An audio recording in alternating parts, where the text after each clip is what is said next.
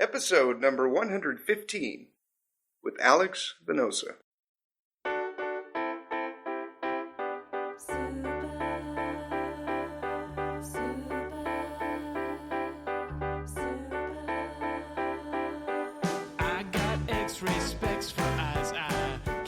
Welcome to the Heads Up Poker Podcast. This is Steve Barton. This is Rampage. This is Alex. Rampage.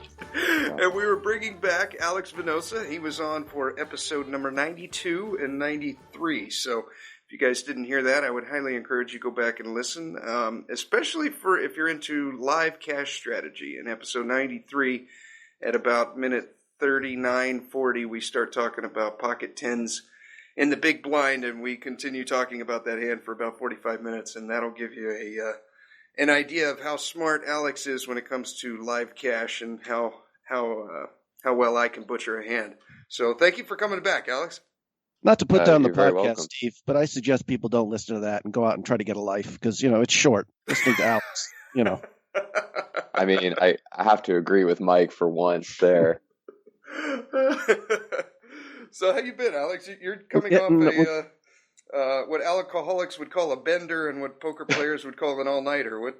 How'd it go? Well, I ended up even, but I was down a dump truckload of money at one point, so I guess it feels like a win. Okay, good. Yeah. Good.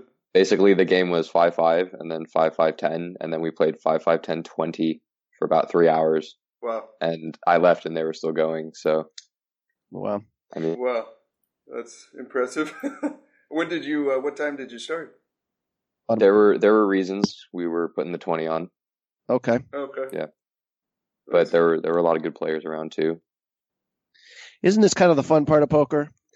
Quickly to digress here for a second. I don't think we mentioned this last time, Steve. Alex and I have a bet. Is it? I don't even remember the details. Is it you'll be done with poker in 5 years? It's 10 years. Actually. Okay. And it's I gave him 10-1 on $100 that in 10 years' time I will not be playing any poker for any sort of earning capacity. I don't know, man. Not only is Alex really good, but you still get excited when people talk about hands. You like the game a little more than you let on, don't you? I do, but then I walk into a casino and I look for the nearest noose. So, I mean, it's talking about it is great, which is why I like talking about it. But then I go to do it and I remember why I'm getting out of it. You sit down and then people start cussing at dealers and, right. Is noose a slang term for hot Asian cocktail waitresses, or is that the thing you throw on your neck to kill yourself? I'm trying to remember. I think it's the cocktail waitresses, yeah. Oh, okay. It's definitely the cocktail waitress. Oh, okay. That's interesting because I was one of my questions I was going to ask you is where you see yourself after you're studying. Just to kind of revamp here, you're going to school. You're in San Diego. You're playing 5-5 with Mike, and you're finishing up your degree in pharmaceuticals.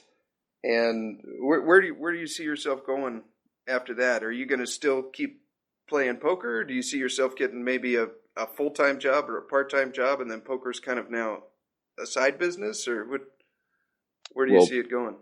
I definitely want poker to be put way on the back burner. Okay. So that's for sure what I want to do. As for where I'm going next, I'm gravitating towards education right now, which does leave time for poker, although ideally I'm not sure how much I'd want to do it, stuff like that, but definitely want to ease it back and get a real job. Okay. Try that out, see how that works. Last time, I'm trying to remember how long, it's only a few months ago, we were talking about how bad the games were at Oceans, are getting worse, certainly. They've been okay just for a couple months, but it's kind of an anomaly, right? Just because we have one guy there with a lot of money who's been just playing long hours, right? Is that a fair assessment? He will definitely make it seem better than it is, especially since he has the capability of playing good sometimes. He was actually at the 5-5-10-20 tonight, so took a nice little chunk out of him myself. But honestly, this is the first weekend I've been in a while, and the Thursday night game, the Friday night game, and the Saturday day through night game were all killer. So Right. I mean, that is saying something. Although, my boy, who I think is the best pro down here, is out of town, and right. That other guy skipped to New Zealand, and sure. But even with the GOAT fitting. heading to New Zealand, we definitely have a few people who've fired in there in his place. Right, and then there's the guy we had dinner with at my friend's birthday dinner that night. He wasn't there this whole weekend, and he's about as good as they come. I don't know. It's just like you really just got to avoid the pros at this point, because if you're good, then none of these guys can give you trouble. But if there's only like 2 or 3 of them at a table to 6 pros, it's terrible. Pretty much. And these are like, if you can get 7 to them to yourself, then you're good. And the 2 guys who went out for your birthday are just not just good pros. They're really, really great. They're elite players. They put me to shame in No Limit Hold'em. That's for sure. Wow. Yeah. And Alex, you were asking him what he's doing. He's also been coaching me a little bit. Yeah. How's that going, Alex? Do you have a dent in your forehead yet from banging your head against the wall? I got him in the black, Steve. I don't know how I did it, but I got him in the black, and we're gonna keep him here. I mean, it was a long road. I tell you, this guy is crazy. He has mental leaks like no other. I had no idea what I was getting into. I mean, honestly, this dude is crazy. I'm still here, by the way. Okay. No, seriously though, Mike, you've been doing a great job. You've really been fine tuning your game, and I think now is finally the time where you get to stop, worrying about going crazy and just worry about fine tuning your skills and making more money.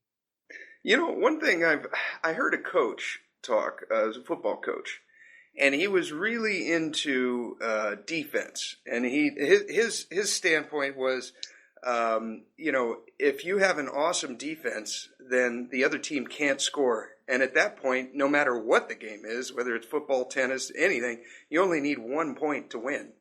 And so I feel like this could kind of translate over to Mike. Like if Mike could just play really good life defense, then he doesn't really need to score that many points and he'll be in the green. Does that sound accurate, Alex? Or? It does, and not just life defense, but poker defense especially. There's a saying that I obviously didn't make up, but that I use all the time in my own game and with Mike, and that's protect yourself. Yeah. Because it's easy to get wide open at these tables and in the gambling arena. And so really, as long as you protect yourself, like when you go on a rush, even at say a 2-3 game and you stack up $1,500 in a night, you realize how easy it is to win when you're running hot like that. And so if you could and then you think back, you go, man, if I didn't just dump that 600 last night and the 500 the night before on those stupid marginal spots, then, I'd be in a really great position here. So it sounds like just being it, but it actually just means protect yourself. Yeah. Yeah. What's like one key thing that he could work on? Like one golden nugget. If you could just say, just do this one thing and ignore everything else for the next 2 weeks, what would that one key thing be? Oh, I mean, it's a slam dunk for everybody at these stakes, and that's don't pay people off on the river. There's just no excuse. There's just 0% bluffing frequencies for many players, and yet they get called all the time on rivers, and it's unacceptable. If you're a professional, you're not allowed to call those bets that have 0% bluff frequencies. It's just, it can't be done. You can't earn a living and make those calls ever. And he's been getting a lot better about that. Like when we first started, every single day he was doing it a couple times. And so now I'm only hearing about it like once a week. Oh, good. Okay. Yeah. So that's a really big turnaround. So he is teachable. Got to be a few, apparently. Or maybe he's just feeling the pressure and he's just pretending, Right on. Yeah, well, I mean, pretty much to the edge of broke here. So now it's really protecting myself is not an abstraction. Right. It's an urgent matter, I think is a key factor here too. Although we've almost gotten you to the point at 2-3 where we could start bringing in investors and not just be, flushing their money down the toilet. Right. So if you can just get to that point with the last remnants of your bankroll, then maybe we can get you through this hump. But maybe you should just start running better like tomorrow. Yeah, quickly. Although actually, we do quite a bit of texting where we talk about hands. We've only had a couple of coaching sessions where we watch We've had live at the bike, about 6 live at the bike, live at the bike videos, and I think he has a good coaching technique. We're pretty much between him taking naps during the session, that only happened once. We watch the video and I commentate what I would do here, and he only steps in when I'm missing something. Okay, cool. Yeah, it really helps you narrow down opening ranges as well as solidify in your mind that you're not allowed to call the river. Yeah. Right. Absolutely. Now, what's a common spot where you mean like where you got 2 pair and there's 4 to a flush on the board or something? Or it doesn't even have to be that obvious. It's as simple as the nuts change on the river and then your opponent bets. Okay. So if you have top 2 on the flop and you bet it and they call, and the turn comes a blank and you bet top 2 again and they call, and then the river comes the flush card and you bet and they raise. Yeah. Okay. It doesn't matter that you have top 2. It probably wouldn't even matter if you had like the lowest flush possible. It's just they're just never bluffing there. It's never been a bluff ever in the history of 2-3. So the real change is coming here, I think, slightly, where I'm now laying down monster hands and not really caring either. Yeah, you know what I mean? Because it's you're just part of the avoiding game. losing money. Yeah, right. It's like I said something today. I made a big fold and kind of chuckled, and someone said, "Oh, tough decision, huh?" And I was just like, "Well, I don't know. I mean, it's probably the easiest decision I made all day. I just didn't think there was any way that I was going to fold this hand. But when it happens, it's just so quick. It's like a light switch on off that you know that you have to fold it in these spots." Steve, I flopped 2 sets the other. Let me brag here. Of course, I lost money during the session. Oh, I remember these. Yeah, I flopped 2 sets Friday night. Okay, and lost both the hands, and both times made. Well, one of them I know I made the good fold. He showed me, and the other time I'm 99% certain I made a good fold. Yeah, you're only 99% certain because you didn't see it, but you are certain. It's just never a bluff. I wanted to ask you, but the second one I really wanted to see the guy's hand. So maybe this is I guess this is a leak too. I actually showed my hand, and then he showed me his, so I still had to see it. you know. Yeah. Don't do that. Don't do that. Yeah, you never want to show big laydowns because you don't want to let people know that there's such thing as big laydowns. You know, right? You want to kind of play up the. You want to kind of play up the. I was thinking of calling you with like pocket 9s or something card, right? Right. Like what a crazy game we're all playing. When in actuality, you're playing like low stakes live and folding full houses. So right. That's really bad. Maybe that's the tournament player. I'm looking for approval as much as money here, I guess, so. I mean, yeah, sure. But I'm only coaching you to grow your bankroll, not your ego, so sorry. Sure. That makes sense. And Alex is also trying to help me get to Vegas this summer too. I don't know if we want to get into that. Find me a house and everything. He's a very generous man here when he's not threatening to jump into the noose, I gotta say. Well, Good. I do what I can. You going to try to make it out there for the full series, or just select tournaments, or what are you thinking? Me or Mike? Oh, both you guys. Go ahead, Mike. It's going to be bankroll dependent on me. I'll probably the last 2 summers, Steve, I really haven't had that much money, and I've had a big score the first week, and it's just, I've rented a room the first 10 days, and then was able to, stay basically the whole summer. So I'll try to be smarter this time and have some money and probably sell 50% of myself the whole summer. How about you, Alex? Which kind of sucks for a couple of these, like the Millionaire Maker and the Monster Stack and the Colossus. I'd like to have all of myself because I think I'm such high plus EV. But anyways, and I don't think I'm going to see too much of Alex this summer, though. Yeah, probably not. I'll probably just be in and out a few times. I'm graduating in June, so I'm probably just going to do a lot of traveling. Really? Where are and you a lot going of to time go? away, yeah. Well, I'm going to Switzerland to see the family. And then I've got some 4th of July plans up in Montana, where I don't know if you remember from the first podcast, but I used to live there. Yeah. Right. Got some 4th of July plans up there, and then got some other little trips planned. So I'll be pretty busy. Squeeze in a little poker, or are you just going to take completely time off? I'm sure I'll, because my whole crew's probably going to be down in Vegas in some house again. So I'm sure I'll find a week somewhere. But like last year, I was there for 2 months, and I'm not doing that this year. So okay. If I find a week or a couple weeks separated here or there, then I'll make it down. Maybe I'll hand pick some PLO events or something, but or maybe a really good no limit event. But no, I won't really be down there for the whole thing this summer. Should we jump right into strategy here for Alex's benefit here? I know he's been up all night, and you want to? Do you have a couple hands you want to discuss, Alex? Can we do hands you just played? I only have 3 that I can think of. That's 3 is good. Because honestly, so much is autopilot. Like nobody wants to hear about me value betting an overpair twice and then getting rivered and then moving on, because there's nothing in there. So you really have to pick a hand that has some depth. And I did play 3 that have a lot of live depth, and so right. 2 of course, them the ones that 5-5. as you've emphasized. Like I had one winning session where I said I can't remember really much that happened. I got good value for my big hands and just folded a lot.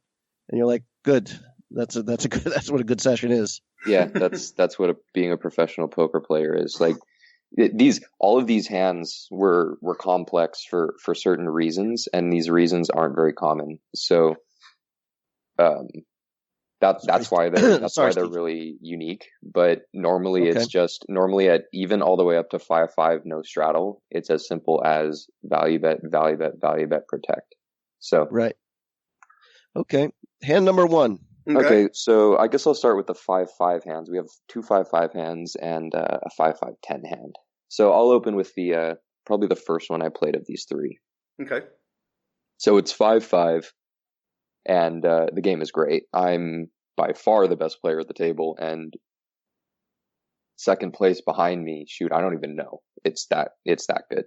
That's Saturday awesome. day. And so folds to me. I open the button with Queen Jack off to 20. Both blinds call. After the drop, the flop is $55. Or sorry, the pot is $55. The flop is Queen Jack 6 with the Queen 6 of hearts. It checks to me. 6. I bet 35. With the Queen 6 of hearts, you said? Yeah, with the Queen 6 of hearts. Okay, so we got top 2 pair of $55 in the pot. Okay. Yeah. So it checks to me. I bet 35. The small blind folds and the big blind calls. So few notes about the big blind. He's a recreational player, only plays on weekends, not even every weekend, so definitely a recreational player. He definitely would have check raised with 6s there. So he's not check calling that flop with pocket 6s.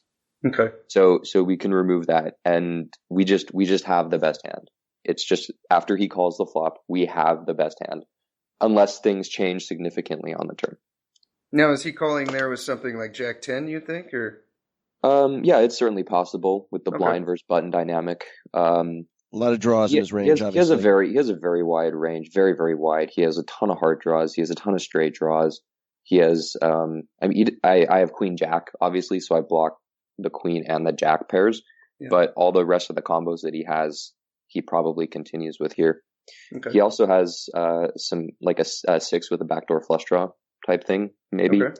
I mean, I only bet 35 into 55, which is a standard sizing so that I can get value from hands like top 2, but then I would also bet with hands like ace 10 offsuit, stuff like that.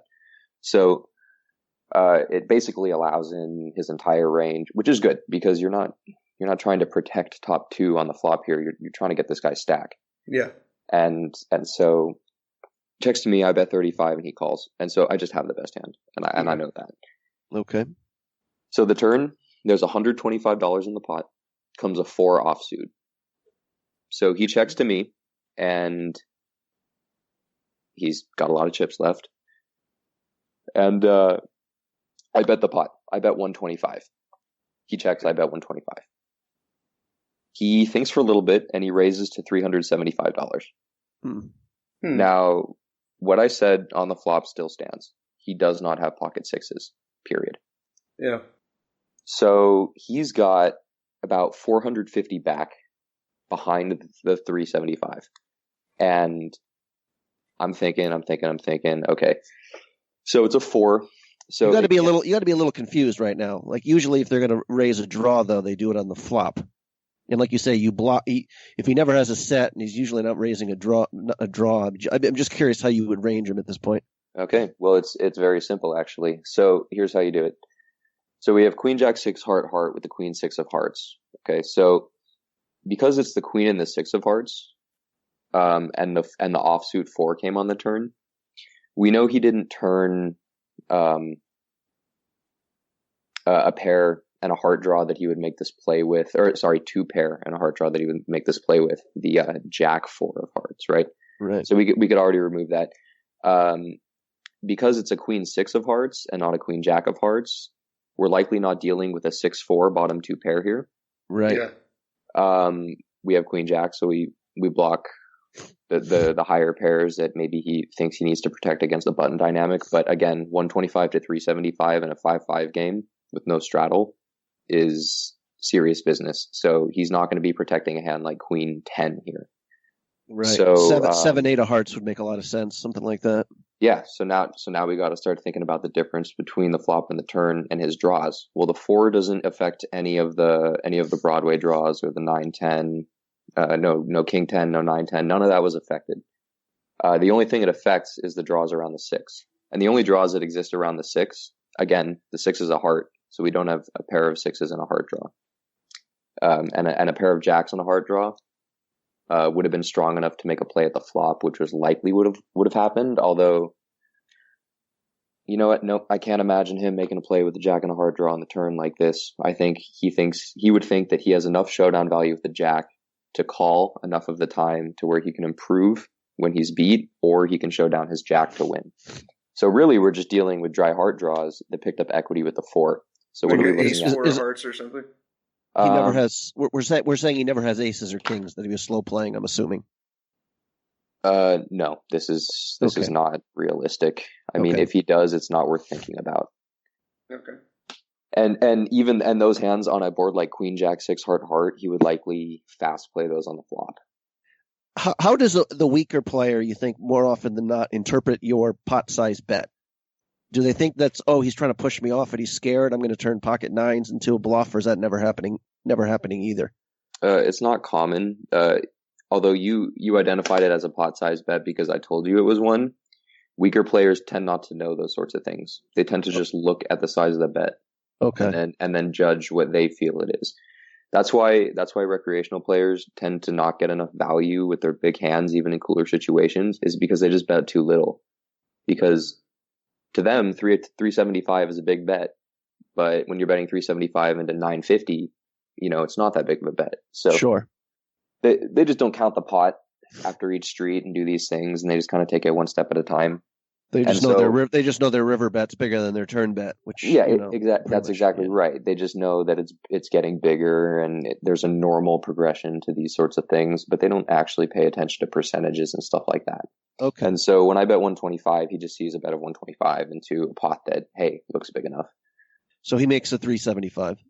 He makes a 375, and so now that we're ranging him, basically I can really narrow him down to flush draws that picked up a 4 or a gut shot. Huh. And does he? What are the effective stacks? Maybe you already mentioned that. I did not mention the effective stacks because I forgot to calculate it. But he has about 450 back after making a 375, 825 plus another. Okay.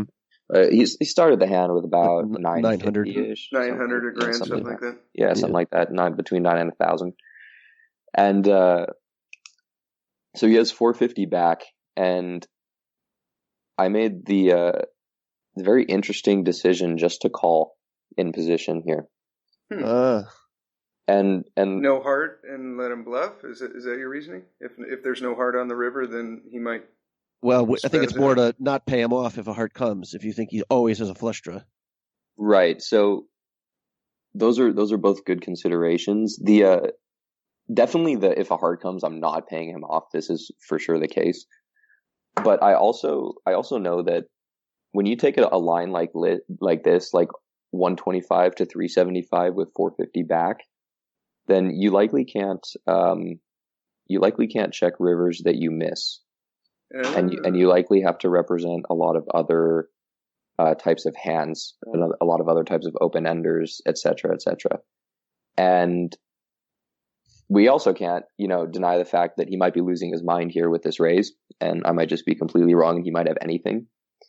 But because I know that he never has a better hand than me, and because I range him to the majority flush draws, I feel like I can play perfectly on the river. Yeah. And so I elected to just call. And the river comes an offsuit 8. So 7-5 of hearts just made the nuts. And 9-10 just got there. So definitely not the best card, but it's definitely a better card than all of the hearts. Yeah, sure. And so he ships into me. I snap. And he shrugs, and he shows 8-5 of hearts. So he just made a pair, and I win. Okay. And he kind of I like that. He kind of shakes his head and goes, "Damn, that was a real easy call for you." And then this was like I made the call, and he goes, "Damn, that was a real easy call for you." And then he turned over his hand, I turned over my hand. And he goes, "That's why." Well played, sir. Okay, cool. Yeah, that was a nice fun one. The next one I got absolutely just demolished, but I played it really well. Okay. And this is actually we will be the judge of that, sir. Yeah, well, okay. That's what I'm afraid of. So I was actually almost done writing this hand history when the call came in. So I'm gonna read through it, but then I'm gonna cut off and then just kind of do the rest by memory. So it's 5-5, no straddle. We have an older reg, a woman older reg, opens to 20, UTG +1, 2 middle position callers call, an aggressive pro in the cutoff 3 bets to 105. A whale in the button calls, and I 4-bet to 375 with queens out of the big blind. At this point, the older woman, reg, she immediately picks up her whole cards, shows her neighbor, and makes a comment on how easy this fold is for her. Now, this is really important because you can really, really be confident about what hand she has, especially since I have pocket queens. She got jacks. Yeah. No, Tens. it's not jacks or tens. Okay.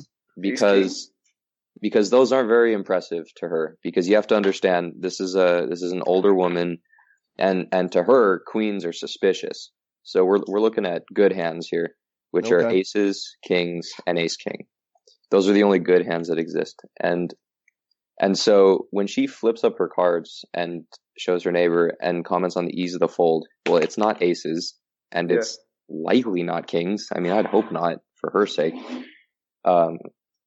It's ace king. It is ace king. Okay. And if, say I had jacks, it could be ace queen suited, stuff like that, but I have 2 queens, so we're not going to give her many hands with queens in them when I have queens. So we're just going to be really confident there that she's folding ace king because she made such a big deal out of it. To her, any other hand like that she wouldn't have enjoyed folding jacks or tens, but the comment wouldn't have been, "Look at how good I am." It would have been, "Oh, I hate this hand," or "Oh, look at this," or "Oh, something a little more grimacing, something that she could be a little less proud of." Yeah. Okay. And I know this sounds crazy, but let's just develop this hand here. Okay. So she, she folds. Both middle position players fold. I mean, obviously they're going to fold because they called a 2-bet. They're not going to be playing against 4 bets. Now, so just quickly, while the hand's playing out, you immediately when she did that live, this isn't like you looking back. You were thinking ace king. Oh, live, of course. Especially when so I'm it's queens. So you're already thinking if I get 5-bet, you're going to be pretty suspicious that it's not aces and kings. Is that where we're kind of going? Well, because I'll let you just. We got two of those removed. We have one ace and one king removed. We have one ace and one king removed. You right. essentially have two blockers that aren't in your hand. Yeah. Right. Okay. Sorry. So it gets over to the aggressive pro and the cutoff, and he 5-bets to 950. I think obviously I'm off my history here. He 5-bets to 950. The whale folds. I have about 1,700 effective. And you were in the small blind or big blind? Covers me. Big blind. Big blind, okay. So the whale folds, and so there's like $175 of dead money in there, and then R2 stacks going head to head. So because I give her ace king, I mean I know he's 5-betting and I have queens, so his range is aces, kings, and ace king. Aces, kings, and ace king, yes. And well, this is great because she folded ace king, so it's so much harder to have those hands number one.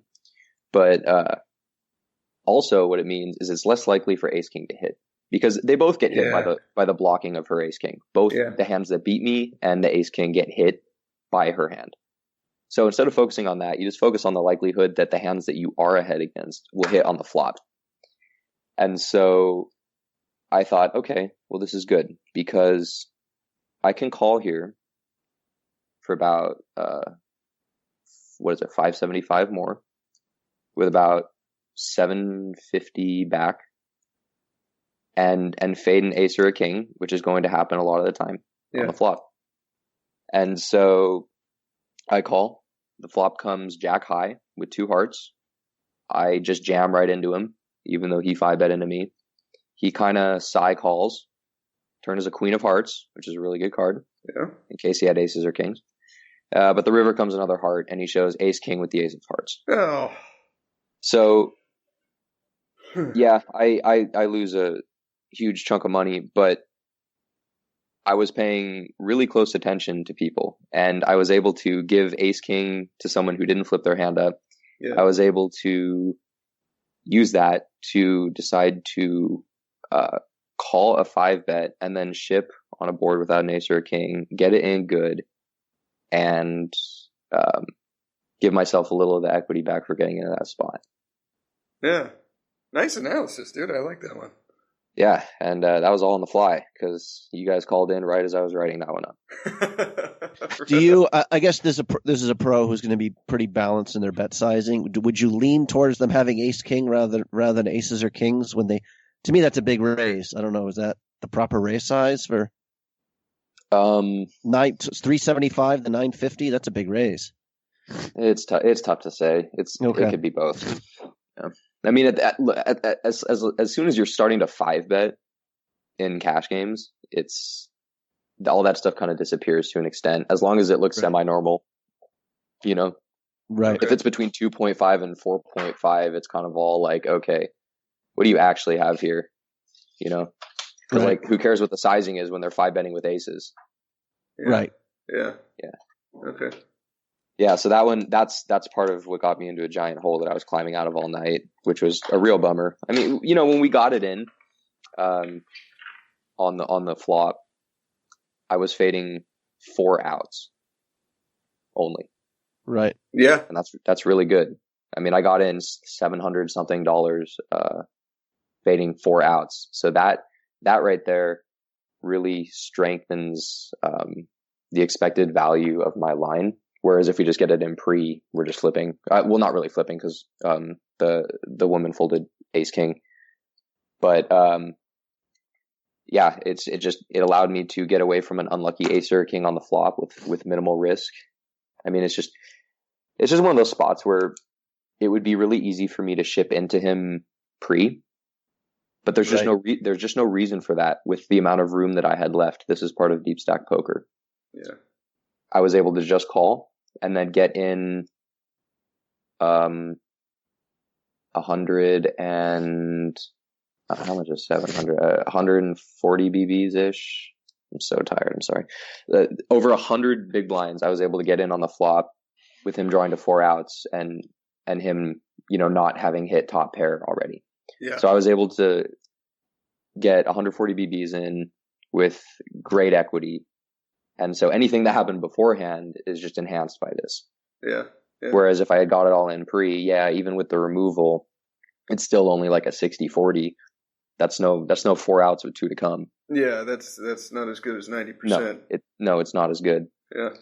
Although he would have been about 12 at the backdoor straight draw and flush draw, maybe a little more, 13. But exactly, it's just not as good.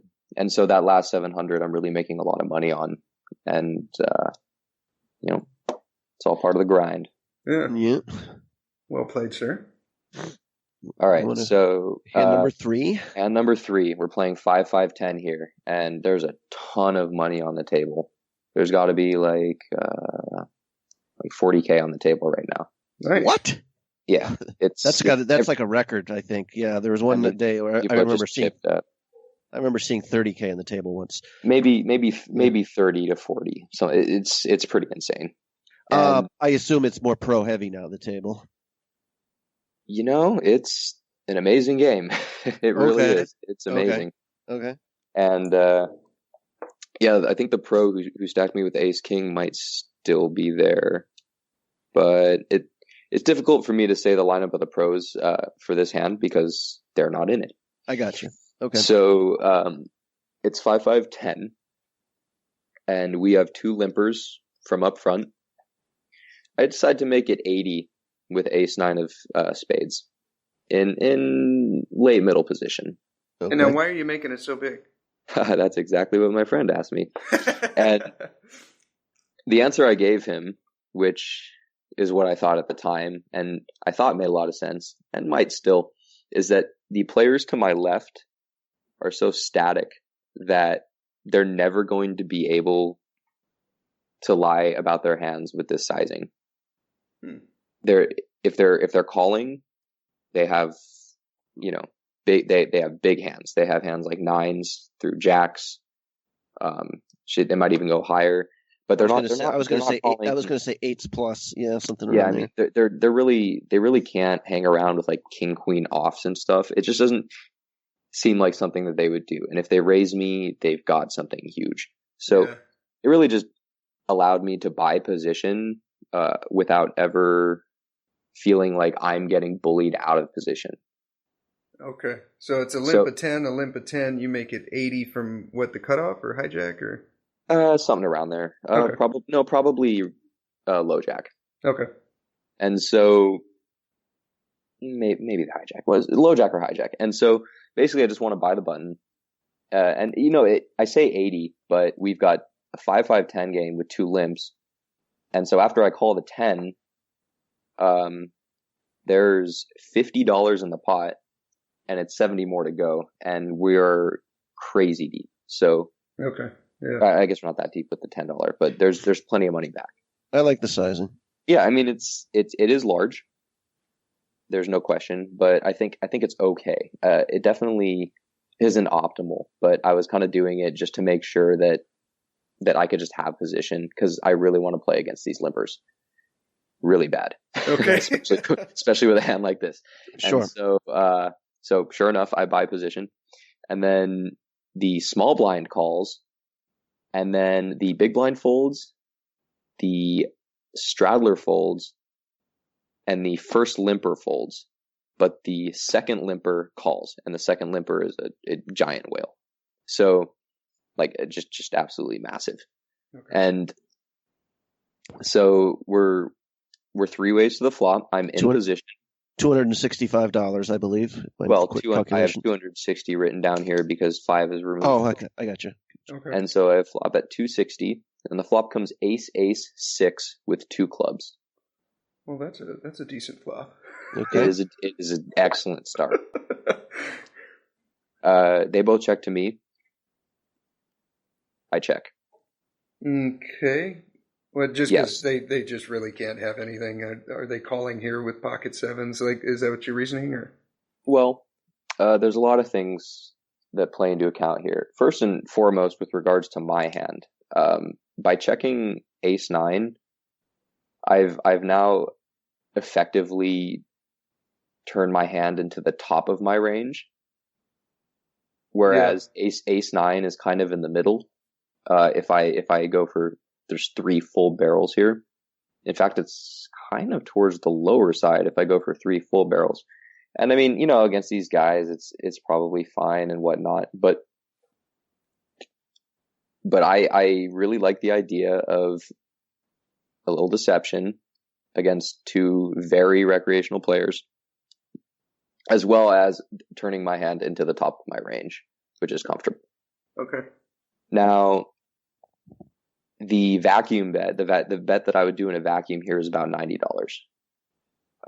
This way you charge all of those hands that are looking for 2 outers, you charge flush draws, you maybe get people to lose their mind and get a little more money in the pot. Also, it allows you to bet $90 with hands that completely whiffed, like King, Queen of Hearts. So you don't have to bet into, because, the board is ace-6, and I know one of the limpers called and likely doesn't have too many aces in his range, probably just the suited ace wheels, maybe some others, maybe some like ace-10 suiteds, but the small blind can definitely have some aces, right? At least in this spot. Sure. So if you're looking down at like King, Queen of Hearts, you're like, well, I don't really want to try to just get to showdown and win because I don't think that'll happen. So I'm just going to take a stab here. You don't want to be betting like 200 into 260.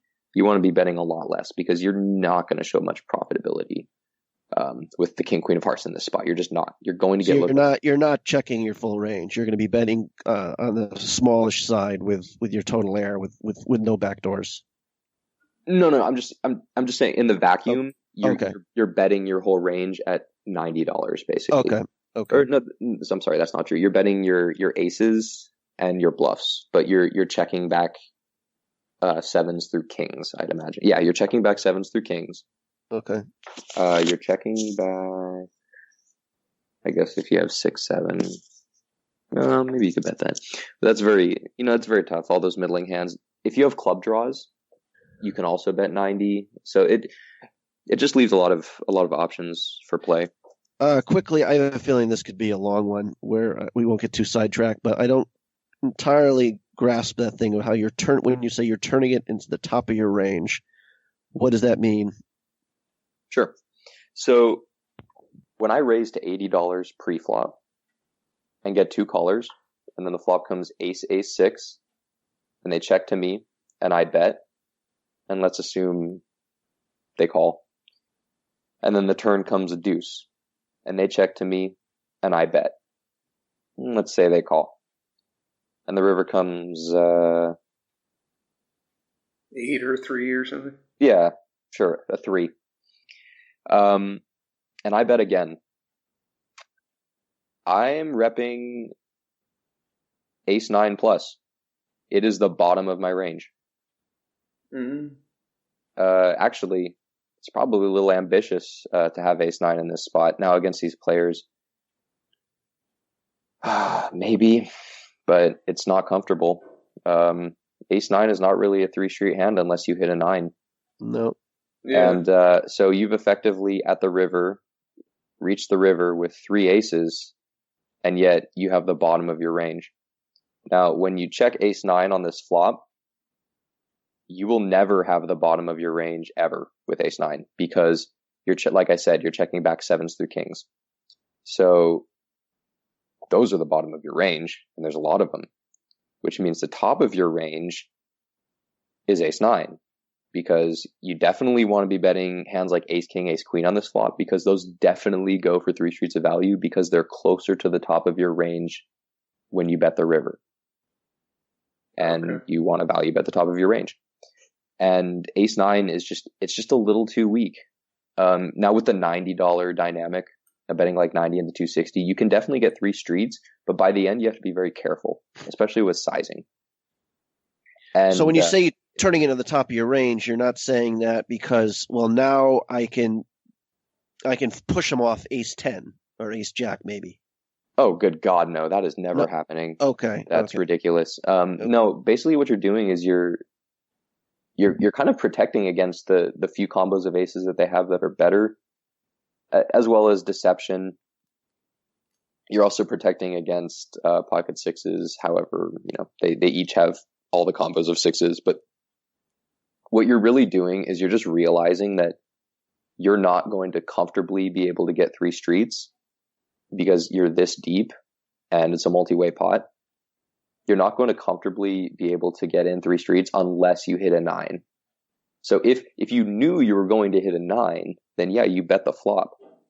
But if you're assuming you're not going to, which mathematically you're not going to most of the time, then you're not going to want to overextend yourself with your ace-9 by the river. In fact, something that commonly happens when people just bet because they, say they're protecting against the flush draw, which is not terribly necessary to think about it like that. I would think about it getting value from a flush draw. So but what people would do to protect against a flush draw is they would bet the ace-9, and the turn would come, and then they would protect the ace-9 again against a flush draw. And then the river would come and it would brick out. And now they're sitting there with a huge bloated pot and trip aces, and it's a good spot to be in. But can they really bet? What worse hand is calling them based on their line? Right. Yeah. I mean, your opponent is putting you on stronger hands than you have. They're not saying you have ace-9. They're like, this guy's got ace-king. Yeah. And yeah, like you're not getting ace-10 to fold. That's just ridiculous. But they're thinking you have stronger hands than you have, and they're thinking you have full houses, especially if the run out's not super low. If the run out comes like Jack-10. But we don't really want them to think you're at the top of the range. I guess that's the part I'm confused at. You're saying we're putting this at the top of our range, where if you we're putting it at the top of our range, but they have no idea that we're doing okay. this. How would they? Let's see. How would they ever imagine that we're checking an ace in position here? Let's pretend we can see their hands face up, and one of them has 10s and the other one has jacks or something. Okay. Would you still be checking here, or would you be like, I'm only going to get 1 street of value? I think it's better to go on the turn. We had a limp call, so it would be very difficult for those hands. The big blind or the small blind can definitely have those hands, but okay. the limper likely does not. Yeah. So now, if you're the limper is a lot like, more wide open. Like maybe they've got like King Jack, and you're hoping they turn a pair. I guess that's what I'm going for. That's the here. more likely scenario. Okay. And another thing that I'm going for is, first of all, it just allows me to protect myself in position. Right. But what it really does is it gives me a hammerlock on the idea of the hand, and it really confuses my opponents, because when say the small blind has jacks and I bet the flop, he's probably going to look me up, sure, but his radars are going off because he's like, okay, I have jacks and there's 2 aces on the board. This guy raised a lot pre-flop and now he's telling a story. So maybe he calls one time. Turn comes a blank. He checks. I bet again. He goes, all right, I give up. And he just folds his jacks. Right. Yeah. Well, now I've checked the ace-9 and say he correctly ranges my check back range as 7s through kings. And he's sitting there with 2 jacks. He's like, well, this is great because I tie with jacks. I only lose to kings and queens, but I beat 7s, 8s, 9s, and 10s. That means he has a winning hand against my range, right? Yeah. Wrong. Right. Because I have ace-9 and he doesn't know it. So, so that's what I mean by making it the top of my range. I make it the top of my range. They have no idea it's in there. Okay. So it checks around. The turn is an offsuit 4. So beautiful. I can still make the nuts with a 9 if I'm behind and there are no straights and the flush did not get there. Right. The small blind caller checked, and the limper bets 120 into 260. And again, there's really no reason for me to raise here, because the only reason to raise would be to get value, but this is not a heads up pot. And so I think the best way to get value is to continue to play deceptively and allow the other person in the pot to maybe lose his mind and raise, or if he's really strong, give away the strength of his hand. And I know I'm risking a flush draw, but I can't stress this enough. It's not that big of a deal that there's a front door flush draw out there. They don't always have to have it, and it doesn't always have to hit. Especially since I have trips, I can cut out a lot of their flush outs in very deceptive ways by making a full house on one of the cards that makes them a flush, or 2 of them actually, the 4 and the 9. And and even if they do make it, they'll probably just check it into it anyway. It's really not a big deal. What you're going for here is you're going for value from like the jacks from the big blind is kind of what you're going for. And so I really don't want to let the big blind get away with hands like jacks, because that's exactly where I put him through. I put him like nines through queens, with only a few maybe one combo of queens, but then all the combos of nines through jacks. And so I want to keep him in the pot. So I just called a 120, and the big blind also calls the 120. Okay. So now we go to the river with 620 in the pot, and the river comes in offsuit 8. So backdoor 5-7 of clubs just got there. But other than that, we're good. Right. I mean, that's, there's one combo that skewers us, but we'll be okay. And they both check to me. I bet 375 into 620. What's your reasoning for that exact sizing? It's about 60% pot. This is standard. Pretty standard value. This should get a call from nines through queens. Yeah, especially well, I get snap called by both of them. Huh? You really? Yeah. And I turn over my hand, and they insta muck. Huh. Interesting. And they were really talking about the hand for a while after, because they both looked like they got hit by a bus, and they were looking at each other like, what the hell just happened? Huh. And one of them had jacks. The big blind had jacks, and the limp calling whale had 7-8 of clubs. Wow. I mean, this is a really good game. Right. Because like, even like when you say casual players, like when I say casual, it's like they're going to not necessarily sniff it out, but they know you've got aces in your range there for sure. Well, the big blind was that caliber, but the limper was not. Right. But the big blind was so perplexed by my line that in his mind, his call with jacks was just instantly profitable. He's just like, oh, this is no problem.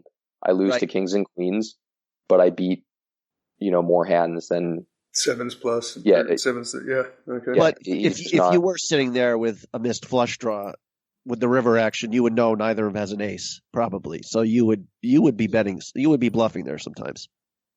I would never take this line with a flush draw. Okay. Yeah, the flush. Now that I think about it, the flush draw, just bets the flop. There's just no, because if you check back the flop, you are like, moving your range around like we discussed. And with a flush draw, it means you don't have a hand yet. And so you kind of want to keep your range uncapped. Okay. That's true. I like that. Yeah.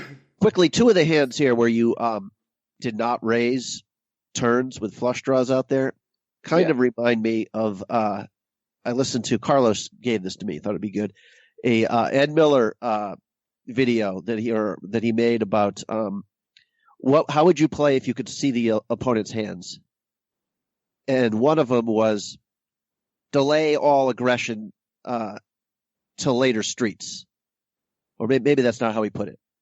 You don't want to get all your chips in till the later streets, till the river. That's right. So here it's not so much like, well, I don't want the flush draw to get there.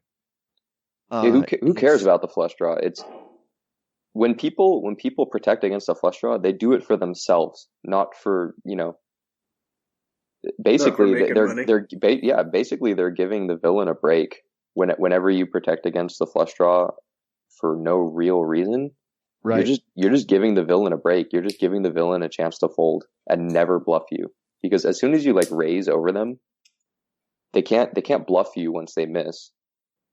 They can call you if they have a flush draw with like an open ender, getting it in good, or they can correctly call you breaking even with a gut shot and a flush draw, etc. All these things, like they can just start making better decisions. Right. And you're going to win more pots, but you're going to make less money. And when you can range them pretty narrowly, like you did in the queen jack hand, you don't necessarily want to get them all in on the turn.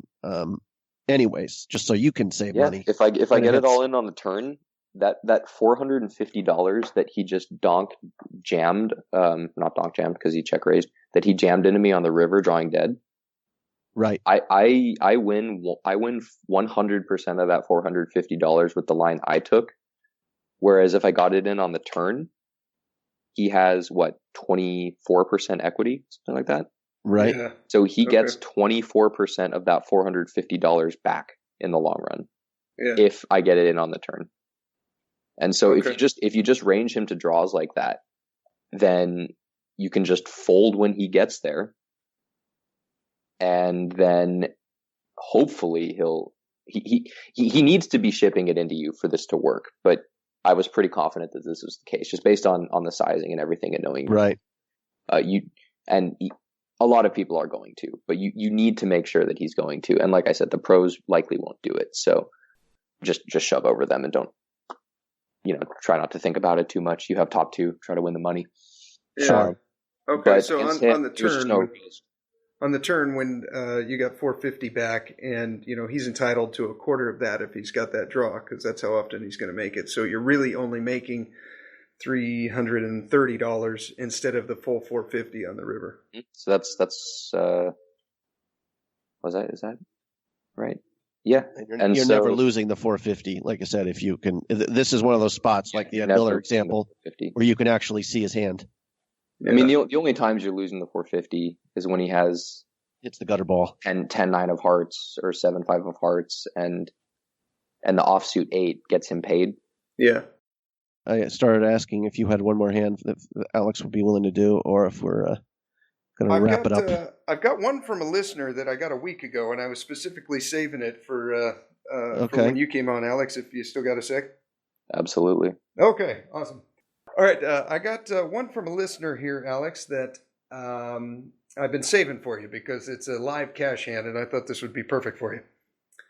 Okay. All right, let's do it. This is from Aljaz Tariknik. And he says, hello, thank you, first of all, for doing an amazing podcast. I really enjoy the interviews as well as the strategy content. Regarding later, an interesting spot occurred when I was playing a cash game a few days ago. Sadly, this is from a live game. I almost exclusively play 1-2 no limit, Hold'em, and MTTs. Now, without further notice, on to the hand. Okay. It is a 1-2 no limit cash game in a city I went to for the holidays. We are sat in a small blind with a stack of 423, and the villain is in the cutoff with 368. So effective stacks are 368. Wow, nice. What's that? For a 1-2 game, that's great. That's pretty good, yeah. Yeah, that's amazing. Great.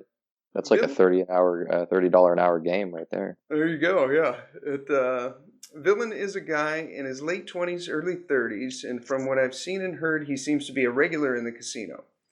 And from his play, it seems he is a solid reg or low-stakes pro who leans on the tighter side.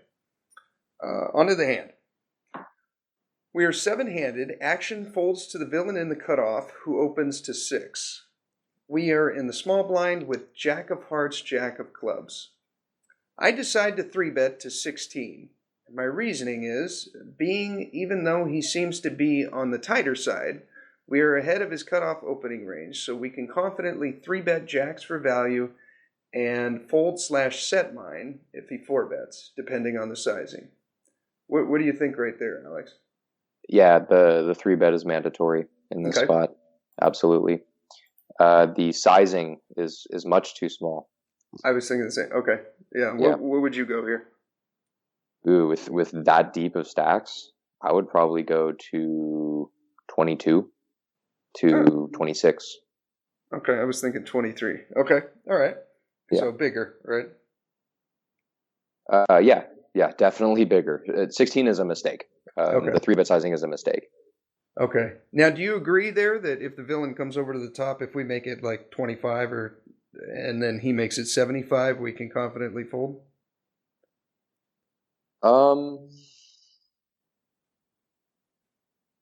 Villain dependent. It's villain dependent. It's very villain dependent. So what he said of this villain is he's tight-ish, or solid more so. So tight, but with thinking ability.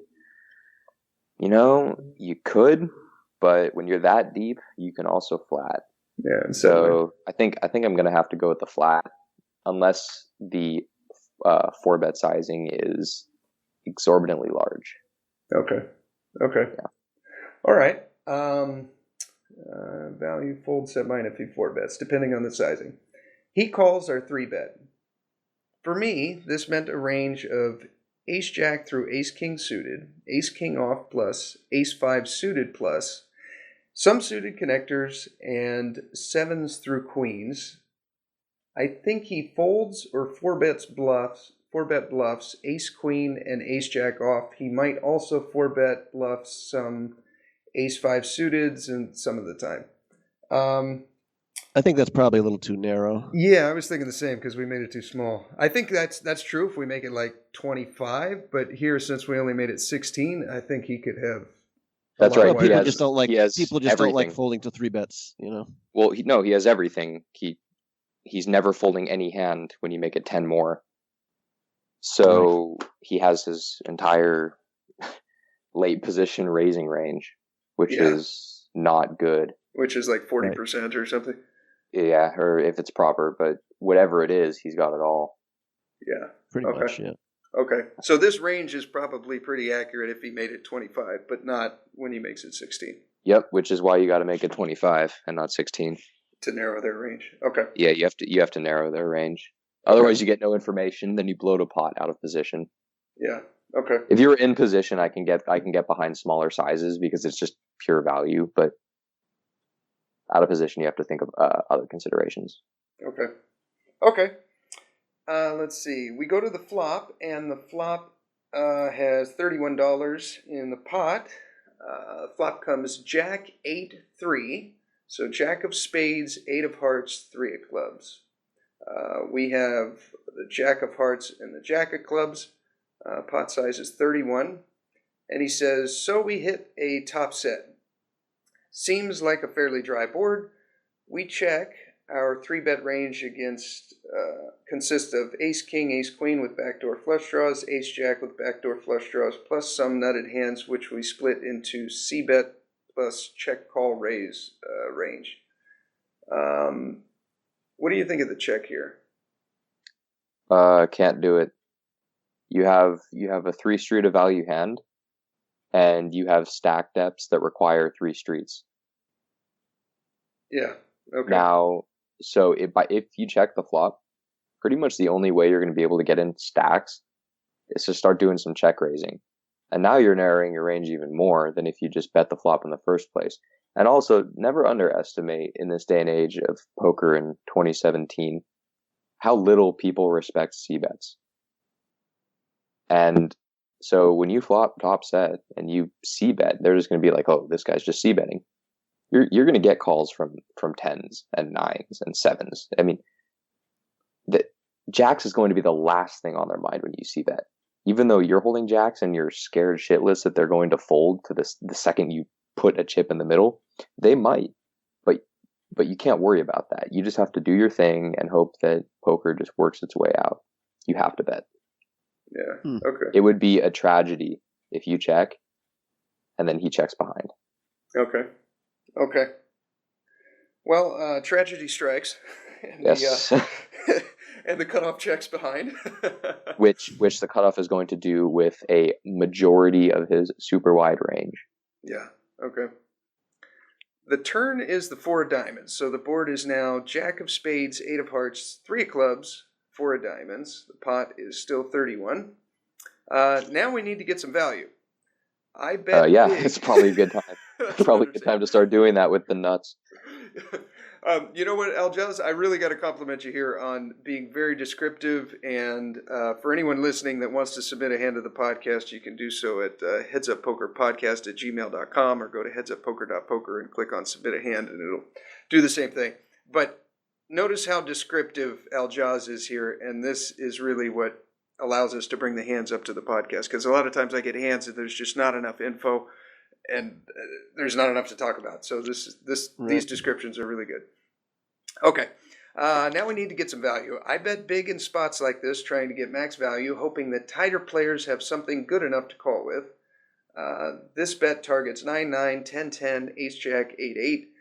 I bet 20, which I think is the max amount he would call with 9-9. What do you think of that reasoning? Well, I like the sizing for the flop. Okay. Okay. See, on the turn, we should be betting about, let's see, 60. Okay. But considering we are on the turn of $31, then 20 is a good bet, yeah. Okay. A 2/3 pot is very, very good, very accurate. Okay. He calls. The pot is now 71. The river is the 7 of hearts. So the final board is Jack of spades, 8 of hearts, 3 of clubs, 4 of diamonds, 7 of hearts. Okay, so no flushes. 9-10 got there. What else got there? 5-6. And unless I'm missing something, that's it. Now the best card for us. Oh, not the best card for us, since 10-9 and 5-6, which we don't believe he has, just got there. But we can still bet our hand for value. What size are you betting here into 71? I mean, we're always betting here, right? Oh, absolutely, yes. Okay, yeah. And actually, I wouldn't give him too many combos of 9-10, because to give him 9-10 means we're checking to him on the flop, and we're expecting him not to bet a 10 high that has a ton of equity, which is really optimistic, because when you have 10 high, it's really hard to win the pot. So when your opponent checks to you and you have 10 high, you're going to want to bet. And when your opponent checks to you and you have 10 high and you have a ton of equity and implied odds and deep stacks, you're also going to want to bet. So I wouldn't give him many combos of 10-9 here. I'd actually be a lot more concerned about 5-6, because flop went check. So he checks flop with 5-6 because he's got absolutely nothing, right? And then turns a open ender, and then gets there with that. So I would be a lot more concerned about 5-6. So that being said, we only lose to 5-6 in my mind, and we're going to want to get a lot of value. And right here, it looks really weird, because you'd think we would bet aces on the flop to get value, and you'd think we would c-bet our over cards. Our hand kind of looked like tens. Tens and nines ourselves. It kind of looks like that's what we have. But we're not really going to want to bet them like we have tens and nines, because if he has nines, he's going to think we have tens, and if he has tens, he's not going to care. And so really what we're going to want to do is we're going to want to polarize our range here. We're going to want to bet about 1.5x pot. Oh. Because, and the reason is because we're basically going to tell him, look, forget everything. And if you have a big hand, like two pair, like river 2 pair or something, or turn 2 pair, you're probably going to have to call, as long as you think I can have enough bluffs in my range. And it's 1-2. People love to call. So don't worry, you'll be getting some calls. So you're betting 1.5x. You're going to get some calls from the tens. You're going to get some calls from the nines. You're going to get some calls from 2 pair. And then I would probably fold to the shove. Okay. Because another thing that betting 1.5x pot does is it makes it almost impossible for your opponent to raise you with worse. Yeah. Okay. Now, your opponent shouldn't have a set of eights, because, again, if you have a set of eights, you're looking to get all the money in, because you beat all of the over pairs and every hand except exactly Jack-Jack. So you're looking to get all the money in, so therefore you're not checking back the flop. So he doesn't have eights. Same thing with threes. He just doesn't have those. So really he has a turn set, but again, he would want to raise that on the turn to get all the money in. So really, you're just thinking, okay, is he going to raise on a rivered set of sevens?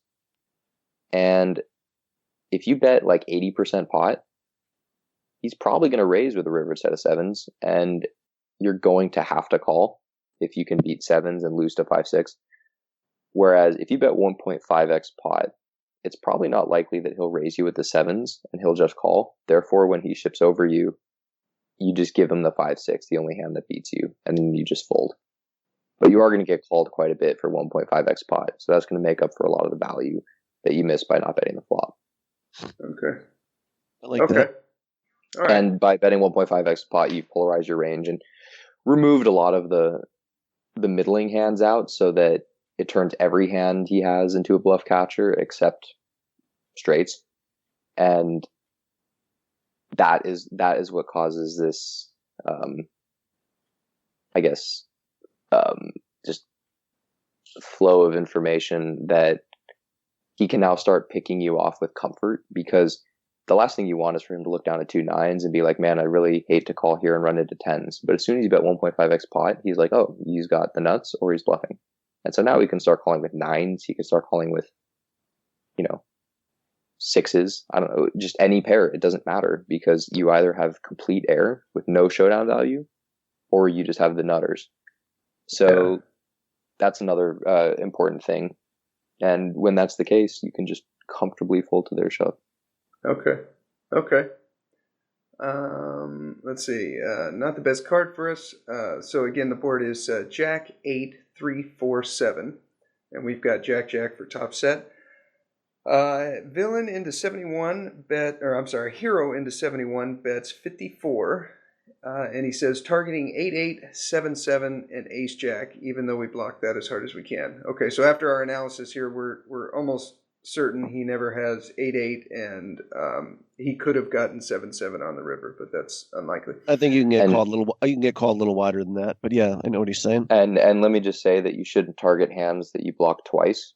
So try not to target top pairs when you have top set, because that's extremely difficult for your opponent to have. Okay. Opponent thinks for a minute and raises to 205.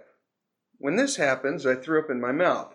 At this point, Ace Jack is 300% off the table. There are no obvious hands that he would call turn drawing and whiffed, since 10-9 and 5-6, which he called with pre for some reason, just got there. The question now is, he raising 8-8 and 7-7 here. What is his target with a raise? He is not turning them into a bluff. He just, in my mind, can't have 8-8. I agree with that. He shouldn't have 7-7 either. He might do that with a set of 7s on the river. He can do that with 7-7. But how did he get to the river? We've got a Jack here, right? I mean, it looks remember, like we have a single Mike, Jack the way we played it. In this hand, he check the flop. Right. Okay. He might call with any pair on the turn, and then made what looked like a stab on the turn. Right. So calling with 7s isn't completely, especially when an undercard to the 7s comes on the turn. It's not completely sure out of the ordinary. Okay. So I can see 7s, but again, 10-9 I can't really give, but 5-6 is definitely in there. Okay. Hero says, I tanked for a while and folded. Since I did not find value target for a raise with 8-8, 7-7, and my conclusion was he had to have a straight. Out of curiosity, I made a guy an offer after the hand that was over that I will show mine. I will show my hand and pay 35 to show his, and he agreed. Wow. I would have negotiated that down. Wait, he paid $35 to see the hand? He paid 35 to see the hand. Well, shit, you should have just called for 150. What's the difference? Villain agreed. He showed his hand, and it was 10-9 of spades. So he did have the straight. Oh, 1-2 games. Okay. Yeah, and I tend to agree with his fold, especially with a 4x. It's 4x is not the sizing that 7s would have made. Okay. 7s would have made like 2.5x, maybe a min raise, right? Because 7s, they're targeting one pair hands. They're targeting like Queen Jack or Jack 10, right? Plus. Yeah. But all the way through aces, which, although technically I guess you don't have that because you didn't get the flop. But I guess we have to ignore that. Again, with constructing ranges at this level, you have to just kind of work from pre-flop back. And so, yeah, you're targeting Queen Jack, you're targeting Ace Jack, you're targeting one pair hands. And you're only, if hero bets 54, villain's going to want to make it like 110 or 120. That's going to be the most common size scene.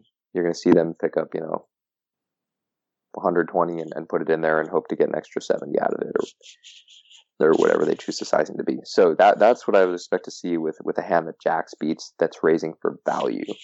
And again, if you had Jacks and you bet 54 and villain raises to 120, I hope you're not folding.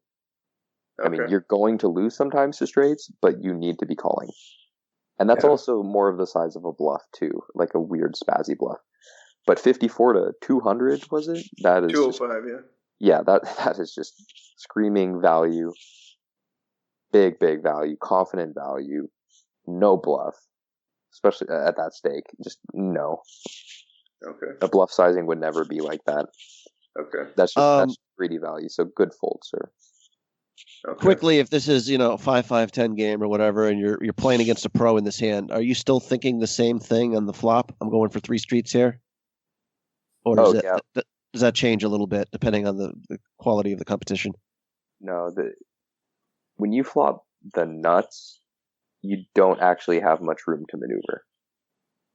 You got to go for it. You're going for the guy's stack. Yeah, Dan Harrington actually does a really great analysis. Dan Harrington's books are dated in many ways, but one thing that he really hit on the head, and other authors have hit after this, but I guess it was the first person I read him talk about, was this. He kind of broke down the math of trapping and just going for it. And basically what it was is the trap works, say, 5% of the time, and you get it all, right? And it's glorious, and you got all the glory, and you got all the chips. But it only works 5% of the time. While the triple barrel, just going for it, just betting your own hand, well, the flop bet gets called 80% of the time, the turn bet 50% of the time, and the river bet 20% of the time. And when you add up all the equities of each of those streets and the profit you make from each, it's actually considerably greater than 5% of when you get it all and the trap works. Mm-hmm. Okay. And there's a bunch of other complexities where, like, you want to, you want to keep your range uncapped. This is very important. You want to be able to bluff in these spots, which means you also want to have the nuts when you do flop it. All these things are things you take into huge consideration at like 5-5-10 games, but not so much consideration at these lower stakes. At these lower stakes, you're just value betting and protecting. Right. Okay. So I think the main takeaway here is probably from the beginning of the hand. Like if we were in position, if we were on the button and the cutoff made it 6, and we're on the button, we probably want to make it 20, and being in the small blind or the big blind, we want to bump it up to like 25 plus, right? Mm-hmm. Yeah. Okay. Then when we move on to further streets, now he's not going to have that 5-6 off in his hand, and he is probably not going to have all the 10-9 offs in his hand, but he may have 10-9 suited. We can really narrow his range, probably about to what Aljaz said at the beginning. You don't mind him calling with 5-6 against Jacks. He's not going to win that often. You just want to charge him for it. Good point. Yeah, that's right. He's more than welcome to play with the 5-6, but he's going to need to pay a little more. Like the price that he paid for the 10-9 of spades, he must have been salivating, because he gets to keep the stack to pot ratio super deep with 10-9 of spades in position. I mean, if I was dealt 10-9 of spades in position with that kind of stack to pot ratio for the rest of my life, I'd probably run for president. And win. Yeah, and win. Well, definitely in this country. Sir, you have to be a genius and a remarkable character to be president of the United States. Don't dream so big here. I'm sorry. That was very beyond me. And I don't think we can. The funny thing is, I mean, I have paid a couple times to see the river, but that's kind of like almost what we were discussing before with me showing my hands up. Paying 35 there is just, your desire to know is intense, but that's just absurd to pay that much to. Yeah, well, right. I mean, let's be honest. Yeah. The fact of the matter is, he did know, because he folded a set of jacks. Right. Yeah. I mean, when you fold a set of jacks, if you have any doubt, you don't fold the set of jacks on a non-flush board. You just don't do it. Yeah. And so he knew. He just, we've all been there at his stake level. You've got to love for the game. This was a cheap way for him to call and prove himself right. Well, cheap is one way of saying it, but $35 is also 17 and a half big blinds. So that's insane. But he did play the turn and river perfectly. Other than that, we like how he played him. I mean, he. No, I don't like his river sizing. Okay. The 1.5x is what you'd go. So in 71, you'd make it 100, 105, something like that. Mm-hmm. Because I think that he's raising with pretty much only better hands, but he doesn't have tons of those. But he has a lot of bluff catchers, and bluff catchers are static. They're either going to call or they're not. They don't care about price. Bluff catchers catch bluffs. So if you polarize your range with a 1.5x pot bet, then you give a little more power to the bluff catchers because they're like, oh, good, I'm never going to get value owned here. When I call and he's bluffing, I win. Okay. He never has to worry about it. It probably should, probably a lot of spots for the overbet I'm missing. It's funny, Steve, I don't even remember we did a hand history review of a 50K I went online, but we did it 2 years after I played the tournament. And I was just overbetting all the time at the final table. And if you remember, I'm like, I don't even remember playing like this. Yeah, I do remember that. And I mean, it was obviously just like run good, but like the 5 times I had it, I got called, and the 2 times I didn't, they folded or whatever it was, Yes, yeah. Back when you were good. I don't know. It was for whatever reason. It's probably it probably failed once in a live tournament. I'm like, okay, we'll throw that out the window. Never again. Solid analysis. Yeah. Steve, let me apologize for all the blowing of the nose and stuff here. I know Steve is very likes to have a polished podcast with no background noise, and you can tell how I was being a Nazi about the pots and pans. Yeah. No, the pots and pans, and I think mine is probably. That was ridiculous. He shouldn't have been doing that shit. No. It's all good. That was just insane. That was so stupid. I'm sorry. Well, we have I didn't want to tell him to just like yell at him to stop on the podcast, but I think I should have. I was like, all right, maybe he's just doing like 2 things. No, apparently not. Right. Guess who's not getting a free Heads Up Poker podcast baseball cap? Your roommate there, I gotta say. Oh, yes. He just killed himself there, but so awesome. let's go for like $300 in Switzerland, by the way, Steve. So maybe you can bring Alex out there, one for him, sell a few. Yes. Yeah, all the cousins are asking me for him. Okay. Here we go. Right on. What do you want on your hat? Just Alex or? We don't really belabor this. I guess we could just put like coach of Rampage or something creative. COR. Or like, Rampage's pimp. Yeah. Pimp of Rampage. Pimp of Rampage. Yeah, let's do that. Taking ownership of Rampage, by the way. You figure that I'm a leading poker player, I'd be embarrassed that I, actually have a nickname which makes me sound fierce at the table. But eventually, Mike, I would believe you, except I believe that when I was wearing the Rampage poker shirt at Ocean's 11, you walked over to me and you paid me $40 to take it off. Is that?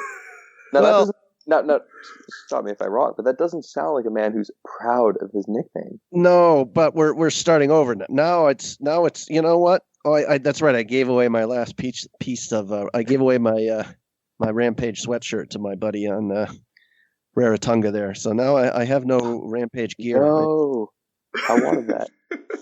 I'm sorry. Yeah. I just wanted to wear it, so you'd pay me to take it off again. Right. Well, I knew that. That's the easiest $40 you ever made. It was. It was have to take on and take off a shirt. What else? I mean, it's probably a good thing you paid me when I did, because the materials used to make that shirt are 100% carcinogens. I mean, they got that from like nuclear plant dump sites. Come on, man. This is quality merchandise here. I mean, I know you probably got a good rate. But seriously, that thing was sucking the life out of me, so it's a good thing you showed up when you did. Okay, fair enough. Yeah. Okay, boys. Right, well, thank you for coming on, Alex. Yeah, this was fun. Thanks for having me. This has been a lot of fun. And you can check out the free training videos at Tournament Poker Edge when you sign up. Use the codes HUP month, HUP quarter, and HUP year. You'll be glad you did. Bookmark us on Amazon, headsuppoker.poker. Follow me on Twitter at HUP Podcast. Follow Mike at Mike Sneideman, or watch him play live on Twitch, Rampage Poker.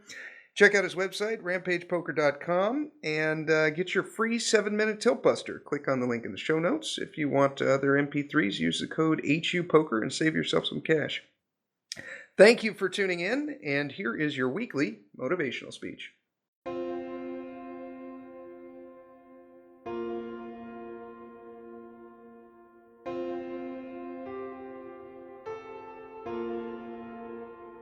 Knowledge, strength, wealth, status, excellence, many different words, many different meanings. But they do share one important thing, and that's that they are all outcomes. They are not obtainable by themselves, just like an effect can't take shape without the cause that contributed to its materialization. Right? They need something else, a seed, a root, a foundation. If excellence were the tallest building in your city, and you ripped it apart piece by piece until only the core existed, only that foundation, what you would see is courage. Because courage is the thing that gives you a platform to build on.